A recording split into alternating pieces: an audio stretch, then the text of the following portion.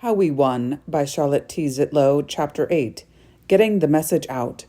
When we all decided to run for office in the city election, Ed Tracy was the Democratic County Party chair. Ed understood political organization and was full of good basic advice. When each of us decided, or was persuaded to run, Ed outlined Campaign Etiquette 101 as it was practiced in 1971 in Indiana. First, you got a picture taken, at least 5 copies. You put a press release together and had it read by him and a few other key people. You contacted all the precinct committee persons in your district, preferably in person. Then you marched down to the newspapers and radio stations in person, asked to see the editor, and were happy if you got to meet a reporter, handed them your picture and press release, and offered to answer any questions. Then you hoped you even got mentioned and that they spelled your name right. That made you a candidate. After that, we all understood instinctively that you really had to get down to work. You made a list of all the people who you knew might support you financially, and you contacted them as soon as possible. For most of us running for council, that was a short list. You developed a budget, and Ed told us what we would need. A simple flyer to hand out, possibly yard signs, and don't bother with nail files, jar openers, pencils, or other giveaways with your name on them until after the primary, if then. Maybe you considered taking out an ad or making a radio spot, but not right away. You got a list of registered voters from the county clerk's office, and you got a stack of voter registration forms, and you took yourself to the people on the list who had not voted straight Republican ticket forever, unless you knew them well.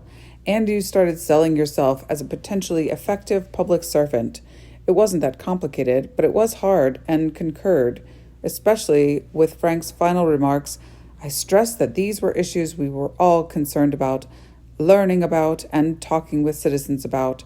We are going systematically to citizens across the city, and when we are elected, we will continue to do this. Individually, each of us got on the council slate, released remarks to the press and about issues on our agenda.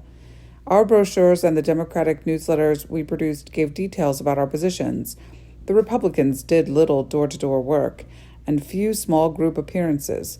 They were willing to rest on their laurels, their local heritage, the organizations they had headed. They did not talk streets, neighborhoods, recycling, jobs, citizen involvement. Rather than an energetic response, they exuded a sort of tolerance for our zeal.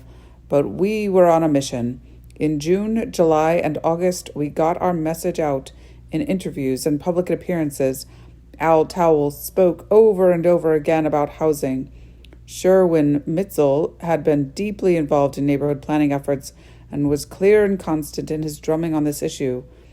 The Hooker administration's cries of support for the beautiful JJ&R report were greeted by my and others' cries of puffery, and neither specifics nor comprehensiveness, boilerplate, no, not a plan at all. While several issues were dealt with differently along party lines, there were also issues that crossed the divide. Animal control, for instance. There were perennial tensions between the city animal shelter and the Humane Association, including issues of euthanasia, licensing, leashes, and a number of pets per household. This made the issue of managing the shelter difficult. By and large, the R's felt the city should control the situation, while the D's, who were involved, did not. It was a dilemma, and there was not unanimity on either side. That was to be the future as well. Support for parks and recreation was bipartisan in general, but the D's wanted more green space interspersed throughout the community and tot lots built into the zoning ordinance. The R's were, by and large, willing to let developers decide on these matters, as they had been doing. The D's wanted recycling and conservation measures. The R's weren't sure. Anything that might cost anything was frowned on, no matter what the impact on quality of life. The destruction of historic homes, rentals that had been allowed to fall into disrepair by landlords, and then proposed for destruction to be replaced by flimsy apartments, were the targets of the entire Democratic slate and defended by the entire Republican ticket. Republican candidates took offense at frequent sweeping generalities Democrats made about the undue influence of developers on decisions about their own projects. Democrats felt this was an important weakness in the administration, leading to the hodgepodge growth and inadequate infrastructure of the city. Both sides were getting testy as we approached October, but the Democratic slate kept its eyes on the prize, not veering from its agenda and speaking of issues, not personalities. By and large, that was true of the entire campaign. There were few personal slurs, despite much policy criticism on either side. A number of issues drew agreement in general, but diverged greatly in the how and what. The Democrats called for annexation, but insisted that it be done carefully, bit by bit, negotiated, not decreed. Republicans Jack Morrison, Dick Fee, Don Nicholas agreed they had tried to do too much too fast, and with too little legal staff and too little consultation with those to be annexed. But even these three just concluded it was impossible. We were sure it was not. Mass transit was a pie in the sky for the Republicans as a whole. Fee and Nicholas endorsed some sort of system, but were wary of cost. The majority of ours felt it might be desirable, but was out of the question. Most of the Democrats felt there should be a concerted effort to develop a workable collaboration with the university. Federal funds would and could have helped with infrastructure problems, which everyone agreed were important. Democrats talked of sidewalks, streets, and storm sewers and amenities built into the building permit requirements. Federal funds were available for many programs. The belt-tightening of the Nixon administration had not yet closed down many of the Great Society opportunities, and there was a pretty clear divide between the Republican and Democrats as to the propriety of seeking and accepting money from Washington. We said, go for it. They warned they should wait and see. There really were major differences in our approaches to the world. We were generally willing to try to solve both intractable and easy problems. They were cautious and comfortable with the status quo. As the campaign developed, there were sufficient opportunities for the community to see the differences. We gained support from the West Side, the blue-collar workers in the Southwest, and enthusiasm mixed with caution and annoyance and suspicion on much of the East Side. On October 23rd, the League of Women Voters held an old-time political rally in the courthouse square. Veteran reporter James Root covered the event. League of Women Voters Rally, October 22nd. Candidates put on gloves at LVW Rally. It started off with a question from the audience as to what the city could do to promote recycling. I fielded the question and replied that the city could work with the volunteer groups now trying to get a system off the ground, possibly provide a city truck, and sit down with them to develop a long-range plan. I also said that something should be done immediately before new contracts for trash pickup were let in the spring. Mayor Hooker responded that he was deeply interested in this matter, that they had closed an open dump and shut down the polluting incinerator. He stated that this was not an issue to be taken lightly and shouldn't even be a political issue. Frank McCloskey then stepped to the microphone and said, anytime government is not responsible, it is an issue. Jack's idea may be good, but they have to be implemented. To which Mayor Hooker bounced back to the podium and responded, I have given my personal commitment to this and stated that if this was going to get personal, he would remind us that he was a member of the Isaac Walton League and had worked on environmental committees.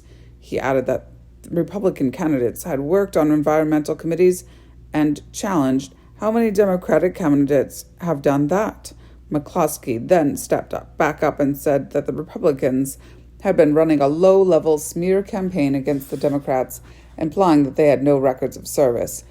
He said Hooker was impugning the loyalty of these citizens of Bloomington who are serving Bloomington. He pointed out that some of the candidates are even serving on city committees. McCloskey charged that the Hooker administration had been indifferent to the growing drug problem in the community, declaring the heroin traffic has to stop immediately. City police have only one officer working on this issue, and that is not enough. Hooker responded that there were only 56 members of the city police, and they were not enough to focus on drug issues. They are not indifferent and are working on a plan that will be carefully thought through and not quickly thrown together and destined to be a failure. In brief statements by all of the candidates, I and Brian St. Croix both sharply raised questions about the administration's shortcomings and failings, especially in the areas of traffic, recycling, and mass transit. Republicans defended the administration, warning voters to separate all wild and irresponsible charges and check the record.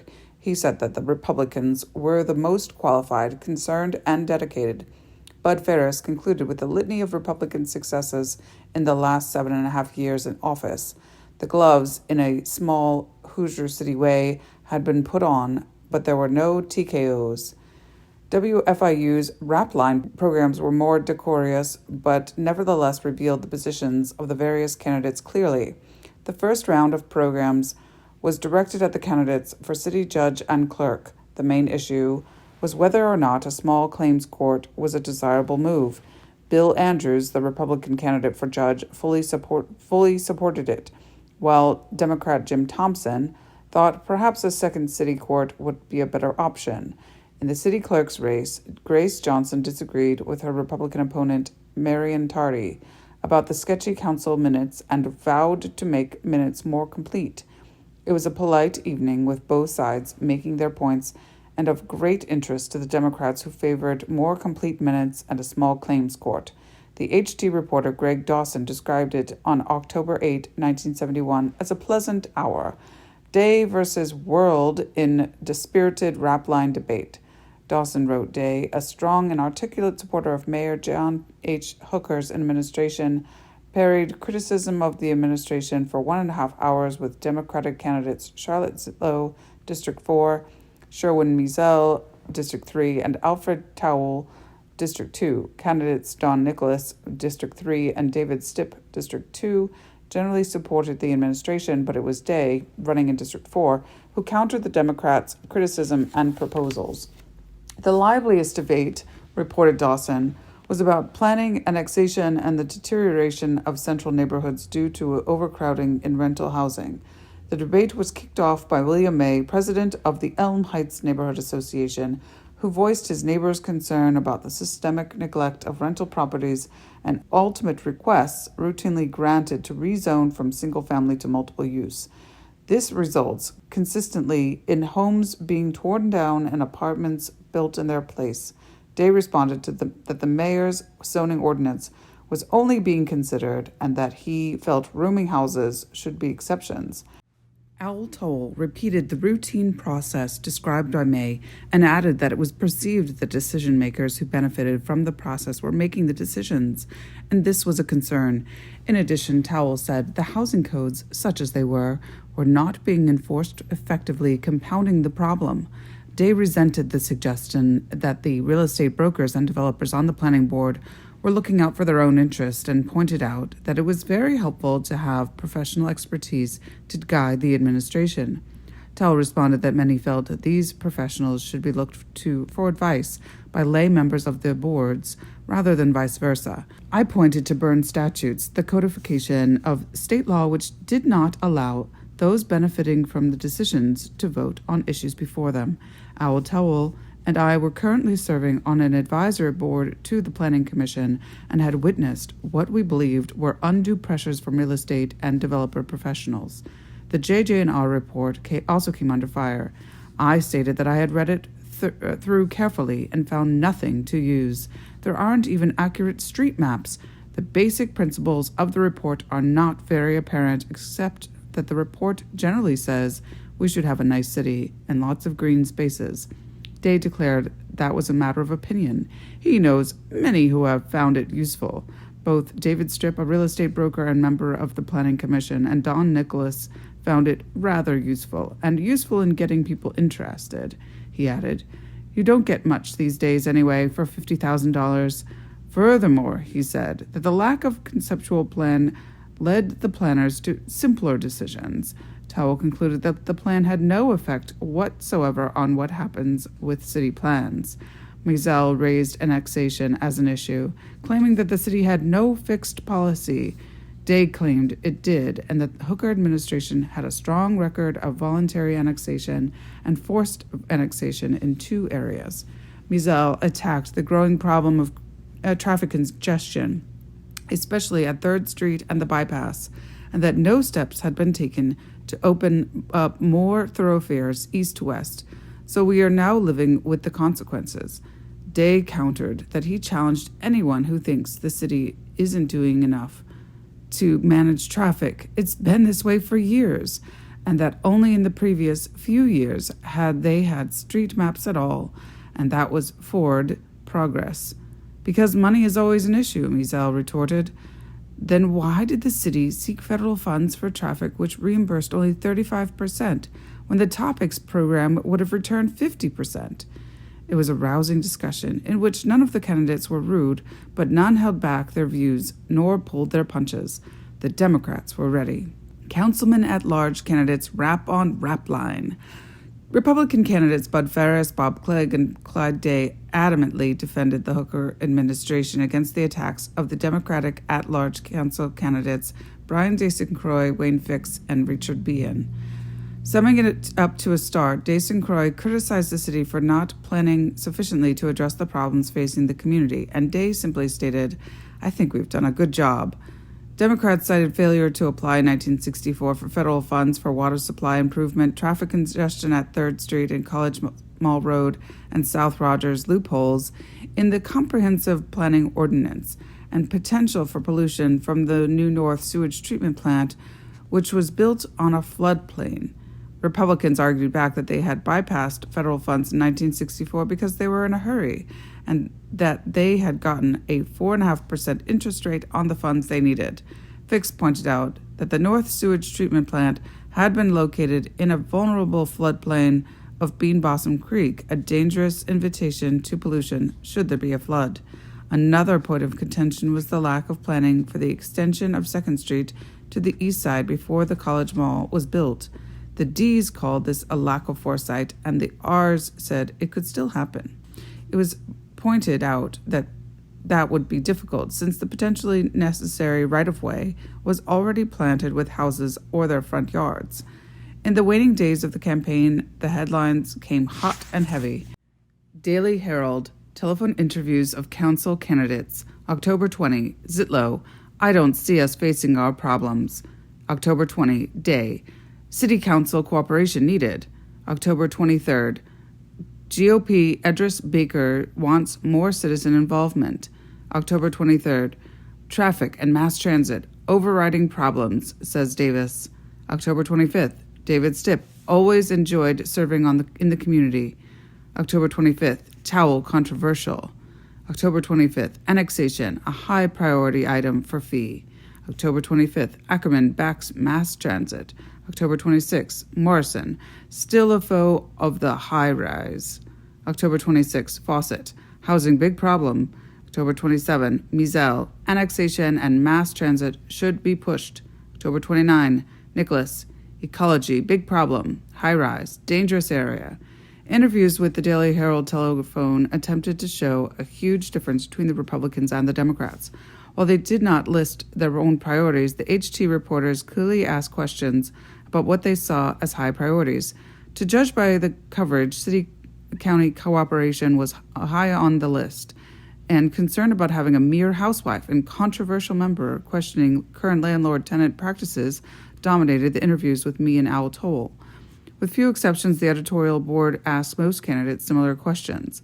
They went through the issues already mentioned: city-county cooperation, planning and zoning, mass transit, traffic and infrastructure, animal control, the high-rise apartment building on Kirkwood. However, in the interview with me, they questioned my qualifications. With Al Toll, they emphasized his controversial reputation. Brian St. Croix and I responded with broad strokes. We felt that issues high on citizens' minds were not being addressed. Al Toll gave special emphasis to the issues of rental housing conditions and landlord-tenant issues. Citizen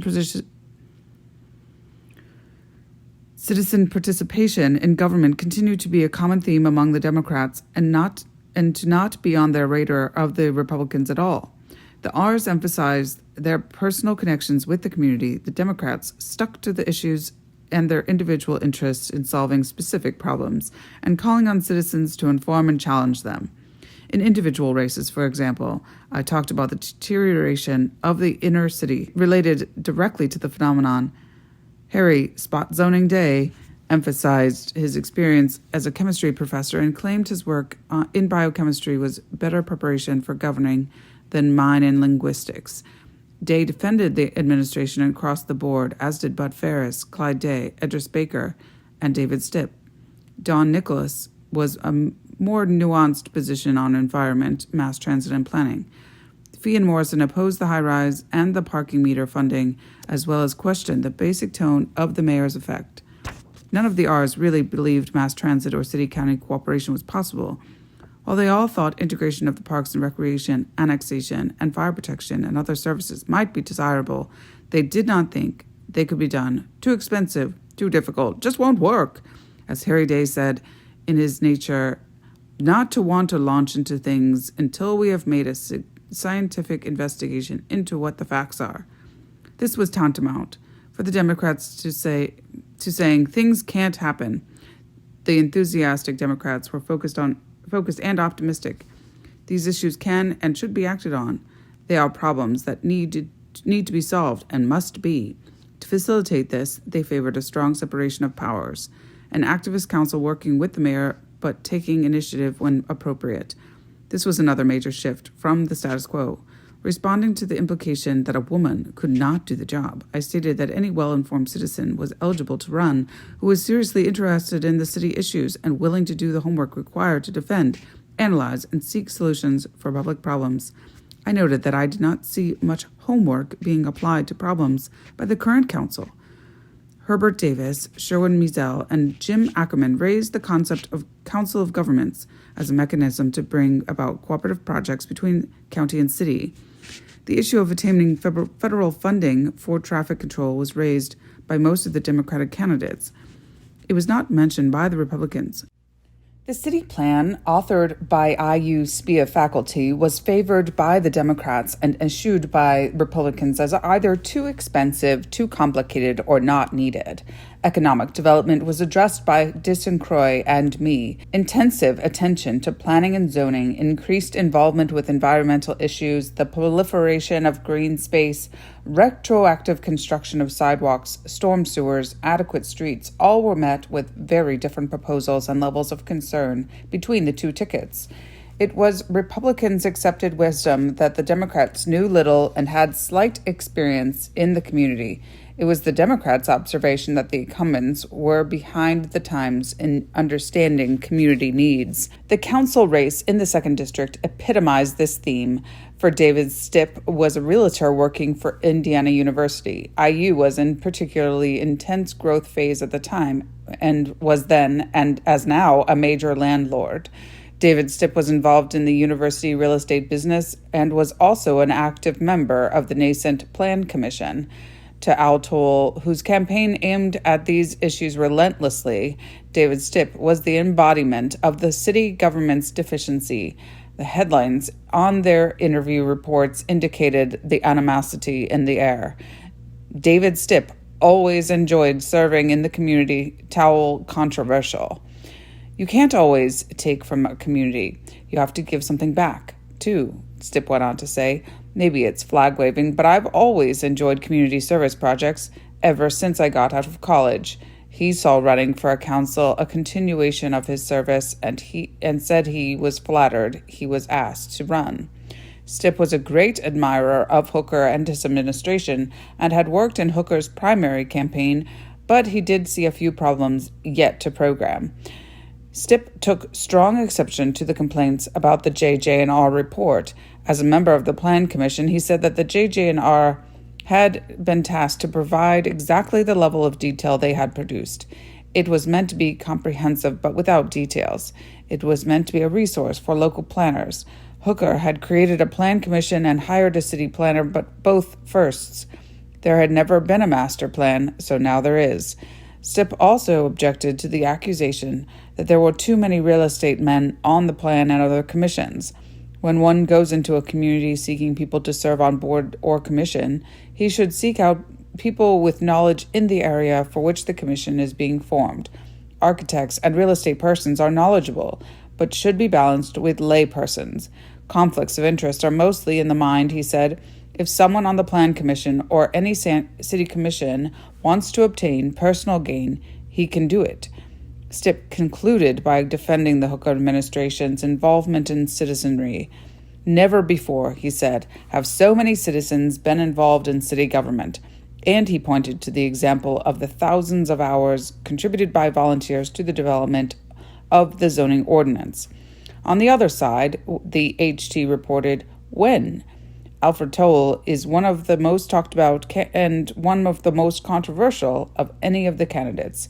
He was described as a student with a dark bushy beard who had only a few months earlier been president of the Indiana University Voters Union, which he founded.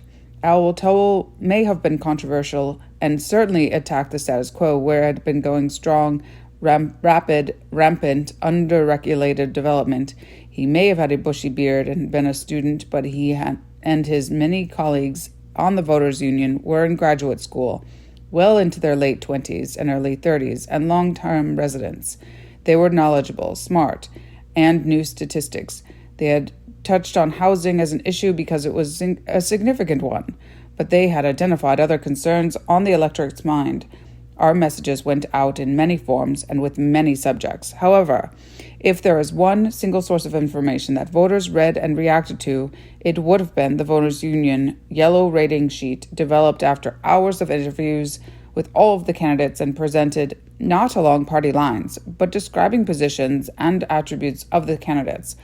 The yellow sheets were distributed citywide, and when all was said and done, the recommendations coincided remarkably closely with the election results themselves in every precinct, student or not.